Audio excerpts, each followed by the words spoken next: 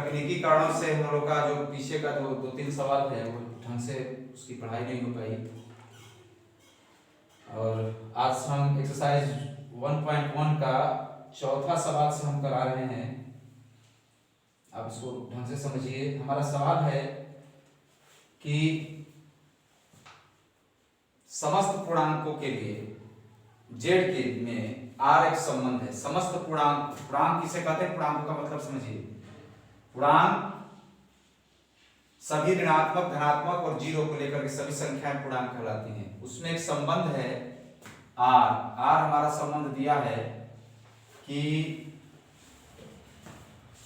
X y such that x minus y एक पूर्णांक है।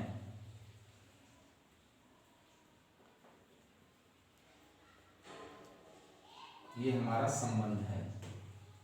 इसका ये चौथा पार्ट है, पहले सवाल का चौथा पार्ट है ये। मतलब कि हमको इस सवाल को समझिए पहले कि हमको जो भी एक्स और वाई की जगह पर जो भी संख्या लेनी है उनको वो पूर्णांक ही लेना है और उनका जो अंतर आए वो भी एक पूर्णांक आए, ऐसे ही वो लेते हैं। ठीक है ना? तो चलिए हम देखते हैं ये संबंध स्वतुल्य है कि नहीं है। थोड़ा सा देखा जाए। स्वतुल्य संबंध, इसकी जांच करते हैं। अगर कोई पूर्णांक हम ए ले रहे हैं, माने कि कोई पूर्णांक ए है, माना कोई पूर्णांक ए है, ठीक है, तो संबंध क्या कर रहा है कि उस पूर्णांक को दो पूर्णांकों में x और माइनस वाई को घटा करके दिखाइए कि एक पूर्णांक प्राप्त हो। तो हम x भी a ले रहे हैं, y भी ले रहे हैं। स्वतुल्य संबंध में अपने के साथ ही संबंध पालन अपने के साथ ही संबंध जो है इस नियम का पालन, इस संबंध का पालन कर रहा है कि नहीं कर रहा है। तो a में से अगर हम a घटाएंगे तो आएगा 0 और 0 एक पूर्णांक होगा, एक पूर्णांक है। इसका मतलब कि अगर कोई एक पूर्णांक लेते हैं उसमें से कोई पूर्णांक घटाते हैं तो जो आएगा वो भी एक पूर्णांक होगा, मतलब कि संबंध का पालन करेगा। तो हम लिख सकते हैं क्या कि ए सदस्य होगा आर का। इसका मतलब कि ये स्वतुल्य संबंध का पालन करेगा। क्यों करेगा? क्योंकि ये ए में से ए को घटाएंगे तो 0 आएगा। 0 भी क्या है? पूर्णांक है। और ये संबंध ही हमको बता रहा है कि जो घटाया जाए तो वो एक पूर्णांक हो। ठीक है ना? तो ये संबंध का पालन हो रहा है, अपने के साथ भी संबंध का पालन हो रहा है, इसलिए यह स्वतुल्य संबंध होगा। पहला ये हो गया। दूसरा हो गया सममित संबंध। देखना है हमको सममित संबंध। सममित संबंध में दो संख्याएं लेते हैं, दो पूर्णांकों को लेते हैं। तो माना हम दो पूर्णांक ले रहे हैं a और b, ठीक है। तो ये संबंध क्या है? x माइनस वाई बराबर एक पूर्णांक हो, मतलब कि दो संख्या अगर ली जाए तो दोनों को घटाने पर भी एक पूर्णांक प्राप्त हो, तो इस संबंध का पालन होगा। तो और चूंकि सममित संबंध क्या कहता है? सममित संबंध कहता है कि पहले के साथ जो ये संबंध लागू हो, a के साथ जो संबंध b का है, b के साथ भी वही संबंध a का हो, तो ये सममित संबंध है। तो दोनों को मिक्सअप करके देखते हैं कि ये दोनों चीजें इसमें लागू होती हैं कि नहीं होती हैं। तो a माइनस b अगर पूर्णांक है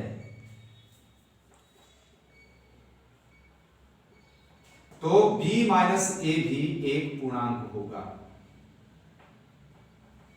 आप सभी लोग जानते हो। जैसे अगर मान लो कि 3, 4 कोई नंबर लेते हैं, कोई पूर्णांक 3 और 4 लेते हैं, तो 3 माइनस 4 बराबर भी 1 ये पूर्णांक संख्या होगी, और 4 माइनस 3 माइनस 1 ये भी क्या होगी? पूर्णांक ही होगा। ठीक है ना? तो a माइनस b भी एक पूर्णांक होगा, तो b माइनस a भी एक पूर्णांक होगा। इसका मतलब कि a और b के साथ जो संबंध है वही संबंध b के साथ a का भी है। इसका मतलब कि ये जो संबंध है ये कौन सा संबंध है? ये सममित संबंध है,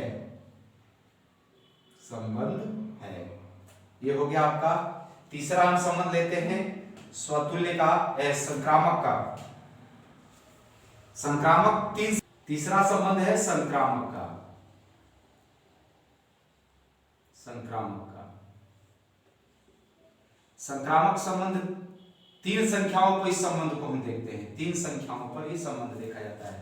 तो मान लेते हैं तीन पूर्णांक ए बी सी हैं, ठीक है। ए संबंध हमारा क्या है, ए और बी को घटाओ तो पूर्णांक है, तो ए माइनस बी बराबर अगर एक पूर्णांक आता है और बी माइनस सी बराबर भी अगर एक पूर्णांक आता है, ठीक है, तो ए माइनस सी भी एक पूर्णांक होगा। जैसे आप तीन संख्याएं ले लो, जैसे मान लो कि 1 2 3 हमने ले लिया, कोई तीन संख्या है, तो एक में से दो घटाओगे तो भी एक आएगा, वो भी पूर्णांक होगा। दो में से तीन घटाओगे तो एक आएगा, वो भी एक पूर्णांक होगा। और एक में से तीन घटाओगे तो -2 आएगा, वो भी एक क्या होगा, पूर्णांक होगा। इसका मतलब कि a माइनस बी पर ये संबंध लागू हो रहा है, b माइनस सी पर भी ये संबंध अगर लागू हो रहा है तो a माइनस सी पर भी ये संबंध लागू होगा। इसको हम कैसे लिखेंगे, a का जो संबंध b के साथ है, या a का जो a संबंधित है b से r द्वारा, और b संबंधित है c से r द्वारा अगर, तो a भी संबंधित होगा c से r द्वारा, ठीक है। इसका मतलब कि ये संबंध संक्रामक होगा। ये संबंध क्या है, संक्रामक संबंध है, ठीक है। यहीं पर एक और चीज बता दें कि अगर कोई संबंध स्वतुल्य भी हो, सममित भी हो और संक्रामक भी हो, तो इस तीनों को मिलाकर के कहा जाता है कि ये जो संबंध है तुल्यता का है। जब किसी संबंध में संक्रामक, स्वतुल्य और सममित तीनों संबंध लागू हो जाते हैं तो वो कहा जाता है कि वो संबंध कैसा है, तुल्यता का संबंध है, ठीक है। हम आगे चलते हैं। नेक्स्ट क्वेश्चन, पांचवा सवाल कह रहा है किसी विशेष समय पर किसी नगर के निवासियों के समुच्चय में निम्नलिखित संबंध आर है। एक ही नगर में लोग, एक नगर में, एक पूरे शहर में कुछ लोग रहते हैं, ठीक है ना। उनके साथ संबंध दिया है 5 ठो, ए बी सी डी करके। तो ए नंबर जो संबंध है आर, हमारा पांचवे का एक पार्ट है ए, इसमें संबंध दिया है आर, ऐसा संबंध है, ठीक है ना। क्या संबंध है कि x y के साथ, x y such that x तथा y एक ही स्थान पर कार्य करते हैं, एक ही स्थान पर कार्य करते हैं, ये संबंध है। देखिए बेटा, ये कोई फार्मूले पर इन सवालों को हल नहीं किया जाएगा, ये आपके मस्तिष्क में, आपके बौद्धिक क्षमता पर निर्भर सवाल है, और उसी से आप पहचान कर पाएंगे कि कौन सा संबंध क्या है, स्वतुल्य है, सममित है, संक्रामक है, ठीक है। आइए हम देखते हैं ये हमारा क्या है। तो स्वतुल्य संबंध लेते हैं पहले। स्वतुल्य संबंध क्या कहता है, क्या कहता है कि ये अपने के साथ ये संबंध लागू हो। ये संबंध है हमारा आर, ये अपने के साथ लागू हो। अगर एक से कोई व्यक्ति है, ठीक है ना, वह अपने से स्वयं कह सकता है कि मैं एक ही जगह कार्य करता हूं। एक अगर कोई व्यक्ति है तो वो स्वयं से कह सकता है कि मैं एक ही जगह, मैं इसी जगह पर मैं भी काम करता हूं, ठीक है ना। तो ये जो संबंध होगा ये स्वतुल्य होगा। मतलब कि अगर ए कोई व्यक्ति है, ए के साथ ए का संबंध है, इस कौन सा संबंध, ये आर, अतः यह जो संबंध होगा वो क्या होगा, स्वतुल्य होगा, ठीक है। दूसरा सममित चेक करते हैं। सममित संबंध, सममित संबंध में अगर तीन व्यक्ति दो व्यक्ति ए और बी हैं, हमारा संबंध है कि ए कहे बी से कि मैं, ए कहे कि जहां बी कार्य कर रहा है वहां मैं भी कार्य कर रहा हूं, तो बी भी कह सकता है कि नहीं, जहां ए कार्य कर रहा है वहां मैं भी कार्य कर रहा हूं। तो जो संबंध ए के बी के साथ है वही संबंध बी का एक, हमारा संबंध क्या है, एक ही स्थान पर कार्य करना, माने जहां पर ए कार्य कर रहा है वहीं पर बी कार्य कर रहा है। तो ए भी कह सकता है कि बी जहां काम करता है वहां मैं भी काम करता हूं, और बी भी कह सकता है कि ए जहां काम करता है वहां मैं भी कार्य करता हूं, ठीक है। इसका मतलब कि ए का जो संबंध बी के साथ है, बी का संबंध ए के साथ है, इसका मतलब कि ये जो संबंध है ये क्या है, सममित भी है, ठीक है ना। तो इसको हम क्या लिखेंगे, कैसे लिखेंगे, ए का जो संबंध, ए समुच्चय आर का जो सदस्य है, और तो बी भी समुच्चय, बी ए भी समुच्चय आर का सदस्य होगा, अतः यह संबंध जो होगा यह सम्मित होगा। ठीक है, आइए अब हम संक्रामक पे चलते हैं। संक्रामक संबंध, क्रामक संबंध पर। ठीक है, संक्रामक संबंध तीन व्यक्ति काम कर रहे हो एक ही जगह पर। ठीक है, तीन व्यक्तियों को लेते हैं संक्रामक संबंध। तो ए कहता है कि बी जहां कार्य करता है वहां मैं भी करता हूं। सी कहता है कि बी जहां कार्य करता है वहां मैं भी कार्य करता हूं। तो ए भी कह सकता है कि जहां सी कार्य करता है वहां मैं भी कार्य करता हूं, या सी भी कह सकता है कि जहां ए कार्य कर रहा है वहां मैं भी कार्य कर सकता हूं। जब तीनों एक ही जगह ये काम कर रहे हैं, हमारा संबंध है तीनों एक स्थान पर कार्य करने का, और ए और बी सी तीनों एक ही जगह कार्य करते हैं, तो इसका मतलब ये तीनों कह सकते हैं कि ए कह सकता है कि बी जहां कार्य कर रहा है वहां मैं भी कार्य कर रहा हूं, बी कह सकता है कि ए जहां कार्य कर रहा है वहां मैं भी कार्य कर रहा हूं, सी कह सकता है कि जहां बी कार्य कर रहा है वहां मैं भी कार्य कर रहा हूं, सी ये भी कह सकता है कि ए जहां कार्य कर रहा है वहां मैं भी कार्य कर रहा हूं। तो एक स्थान पे कार्य करने का जो संबंध है संक्रामक भी होगा। इसको कैसे लिखेंगे हम लोग? इसको हम लिख देंगे ऐसे कि ए का जो सब ए बी सदस्य हैं आर के, मतलब ये संबंध का पालन कर रहे हैं, और बी सी भी बी सी भी सदस्य हैं आर के, इसका मतलब ये संबंध भी इसका पालन कर रहे हैं, तो उसके बाद ए सी भी इस संबंध का पालन करेंगे। अतः यह जो संबंध होगा यह संबंध क्या कहलाएगा? संक्रामक है। ये संबंध स्वतुल्य भी है, सम्मित भी है और संक्रामक भी है। इसमें किसी फार्मूले का प्रयोग नहीं किया जा रहा है, इसमें आप टोटली अपने दिमाग का उपयोग करके उस पर सोचते हो संबंध को, और उसके हिसाब से उसको देखते हो कि स्वतुल्य है, संक्रामक है कि सम्मित है। ठीक है, ये आपका एक क्वेश्चन खत्म हो गया। देखिए बी पार्ट है इसका पांचवे का। आर एक संबंध है एक्स वाई सदैव एक्स तथा वाई एक ही मोहल्ले में रहने का, ये संबंध है हमारा। एक्स और वाई एक ही मोहल्ले में रहने का संबंध है। ठीक है ना, चलिए चेक करते हैं उसी तरह पहले वाले सवाल की तरह स्वतुल्य संबंध चेक करते हैं। स्वतुल्य संबंध क्या कहता है?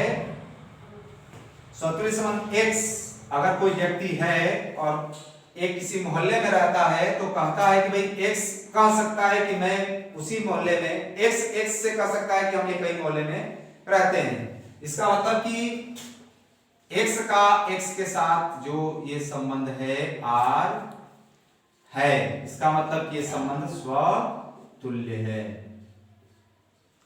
ठीक है, सम्मित देखते हैं, बहुत आसान है। सम्मित संबंध में आप गेस कर सकते हो कि सम्मित होगा कि नहीं होगा। दो व्यक्ति एक्स और वाई है, एक्स और वाई एक ही मोहल्ले में रहते हैं, अगर हमारा संबंध है एक ही मोहल्ले में रहना, तो एक्स वाई एक ही मोहल्ले में रहते हैं, तो एक्स कह सकता है कि भाई हम वाई के मोहल्ले में रहते हैं, वाई भी कह सकता है कि मैं एक्स के मोहल्ले में रहता हूं। इसका मतलब कि जो संबंध एक्स का वाई के साथ है, ये संबंध आर एक्स और वाई के साथ है, तो वही संबंध वाई और एक्स के साथ भी है। इसका मतलब ये संबंध क्या है? यह सम्मित संबंध है, सम्मित संबंध है। ठीक है, तीसरा संबंध देखते हैं, संक्रामक संबंध है कि नहीं। तो संक्रामक संबंध में देखिए तीन व्यक्तियों को देखा जाए, एक्स वाई जेड तीन व्यक्ति हैं, तीनों एक ही मोहल्ले में मान लो कि रहते हैं।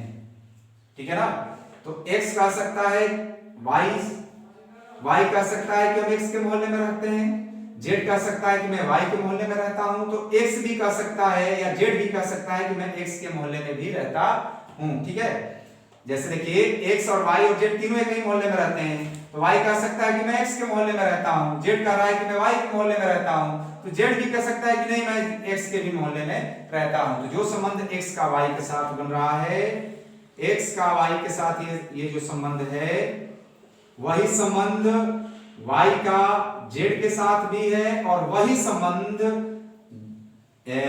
x का z के साथ भी है। इसका मतलब कि ये जो संबंध है ये क्या है? संक्रामक संबंध है। ये आपका ये वाला पार्ट बी पार्ट खत्म हो गया।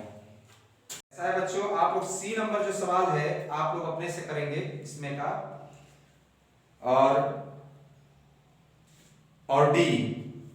डी सवाल भी आप करेंगे। ई नंबर सवाल जो है हम आपको बता रहे हैं, जैसा ई है वैसा डी है, ठीक है ना, और लगभग लगभग जैसा ए बी है वैसा सी भी है, ठीक है। तो आप लोग, हम ई नंबर सवाल इसका बता रहे हैं, डी और सी आप लोग स्वयं करेंगे इसको, ठीक है। चलिए देखिए ई नंबर क्या है, 5वें का कह रहा है कि x, ये संबंध x का x y का पिता है, ये संबंध है हमारा। देखते हैं कि ये संबंध स्वतुल्य है कि नहीं, स्वतुल्य संबंध, ठीक है ना। देखा जाए, अगर कोई व्यक्ति A है, वह कहे कि मैं स्वयं का पिता हूं, ऐसा हो सकता है? ऐसा नहीं हो सकता। इसका मतलब कि हम कह सकते हैं कि A के साथ ये संबंध R नहीं है, इसका मतलब ये संबंध स्वतुल्य नहीं है, ठीक है। समित देखा जाए, समित संबंध क्या कहता है, दो व्यक्तियों को लिया जाए, A अगर B का पिता है तो क्या B भी A का पिता होगा? ऐसा संभव नहीं है। तो हम क्या क्या लिख सकते हैं, A का संबंध A B में जो संबंध R है वही संबंध B में A का नहीं है। इसका मतलब कि ये समित संबंध भी नहीं है, समित संबंध नहीं है, ठीक है। संक्रामक देखते हैं, यहां संक्रामक संबंध, तीन व्यक्तियों को लेते हैं, ये संबंध A B का पिता है और B C का पिता है, तो क्या A B C का पिता होगा? ऐसा नहीं होगा। A B का पिता है, A B का पिता है, B C का पिता है, इसका मतलब कि A और C में क्या संबंध होगा? A इसका दादा होगा, C का दादा होगा A, और B तो इसमें पिता का संबंध नहीं हो रहा है, इसका मतलब ये संबंध संक्रामक नहीं है, ठीक है ना। तो आप इसको कैसे लिखोगे, A B में जो संबंध, जो अगर संबंध R है और B C के साथ भी यही संबंध R है, तो A और C का यह संबंध R नहीं होगा, अतः यह संक्रामक संबंध नहीं है, ठीक है। ये आपका प्रश्न नंबर 1 का 5वें का सब पार्ट, प्रश्न नंबर 1 पूरा खत्म हो गया। अब आपको 2 नहीं आता है, तो ये आपका पहला सवाल पूरा खत्म। आगे की वीडियो में आपको 2 से लेकर के आगे के सवाल कराए जाएंगे, आप इसको पढ़िए।